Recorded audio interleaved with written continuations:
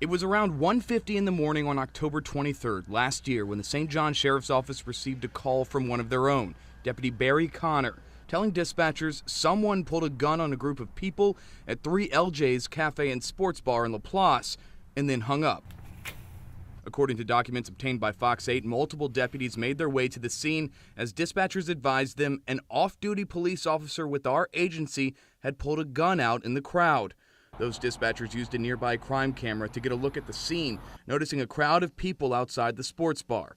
When deputies arrived, Connor was nowhere to be found, according to the documents, so two lieutenants, Clevin Remonday and Keith Carroll, headed to Connor's house. Deputy Connor, an employee of the sheriff's office for merely 53 days, was assigned to the Sherman Walker Correctional Center as a guard, a position that did not require him to have a gun. In fact, according to documents, Deputy Connor was not post-certified. Under St. John Sheriff's rules, that means he would not be allowed to carry a weapon on or off duty. Once the lieutenants got to Connor's home, it took another 20 minutes for Deputy Connor to show up. That's when his superiors finally questioned him about what happened at the sports bar. According to primary reports by Lieutenants Carroll and Remonday, in the hours immediately following the incident, Connor told deputies he was at the club and several females began to fight. Then someone shouted in the crowd, "He a policeman," pointing at Connor. Then Connor told detectives an unknown man pulled a gun on his cousin. That's when he claimed he was scared for his life and retrieved his sheriff's office badge from his vehicle and his personally owned gun. He told Lieutenant Carroll he put his gun in his pocket and began to walk toward the club, saying he entered the club with his gun to use the security guard's phone to call the sheriff's office. Lieutenant Remonday wrote in his report, Connor admitted to consuming alcohol at the club and was obviously under the influence. Deputy Connor had a strong odor of an alcohol beverage emitting from his person. The lieutenants tried to get a written statement from Connor about the incident, but Deputy Connor could only manage this 4-line paragraph stating, "I called the police because someone pulled out a gun. Prior to that, someone yelled that I was a cop and I was the guy cousin that had the gun pulled out on him, so I grabbed my gun and badge and walked in front of the club to call the police." After that, the lieutenants confiscated Connor's weapon, badge, and commission and told him not to report to work, where he was scheduled to show up only a few hours later at 5:30 a.m. until he heard from commanding officers. There were violations with the way that he handled that disturbance because A, he was a new hire, he wasn't post-certified, he wasn't supposed to be using a weapon under the umbrella of the sheriff's office. Raphael Goyeneche, the president of the Metropolitan Crime Commission, says it's clear Connor violated department rules. But what's more concerning is what happened later that same morning when Connor reported to Internal Affairs for an interview to go over what he told the two lieutenants at his house. Those statements there are refuted by that same deputy a couple of hours later when he came into Internal Affairs and gave another statement. According to the transcript of that interview, Connor is asked, "Were you also intoxicated last night when this incident occurred?" To which he answers, "No."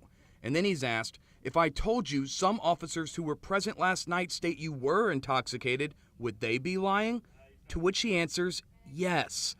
The interview asks one final time, "So it's clear to say that you were not intoxicated at any time last night?" Again, he says no. And finally, he's asked if he entered the club with his weapon, and he says no.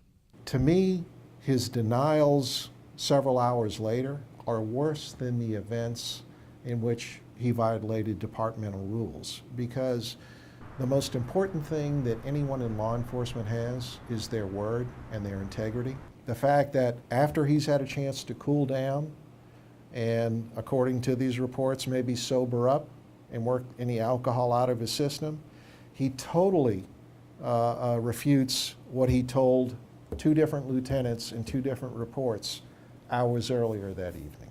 Ultimately, Sheriff Mike Treg decided to suspend Connor for 3 12-hour shifts. His violation, not post-certified or weapons certified and carrying a gun off duty. A punishment Goyeneche thinks completely overlooks the real issue in this investigation. My personal opinion is that his untruthfulness to either the investigators initially or to the Internal Affairs officers later on raised this to a more serious thing because it goes to the heart of his credibility as an officer. In fact, Goyeneche feels the responding officers dropped the ball when they failed to investigate Connor's alleged intoxication. You know, if he has pulled a gun and identified himself as police, you want to, as an investigator, you want to find out if he is in fact impaired. Did he have one beer or did he have more than one? Did it rise to the level of some type of impairment? The report seems to indicate that he was, but they didn't take any steps to actually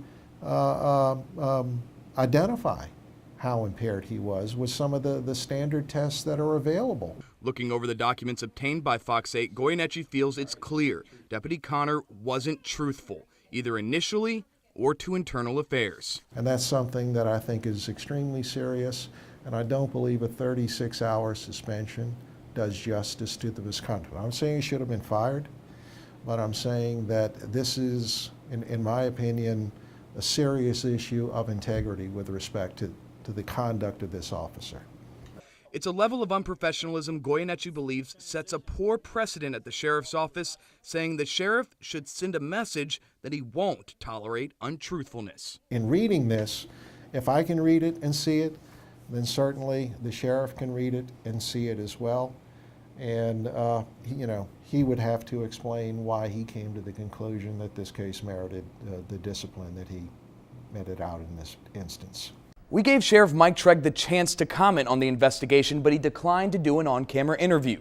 In a text message, he told me Deputy Connor was suspended based on what people told officers, but no one came forward to give a formal statement, even though the documents show he was suspended for carrying his weapon without certification.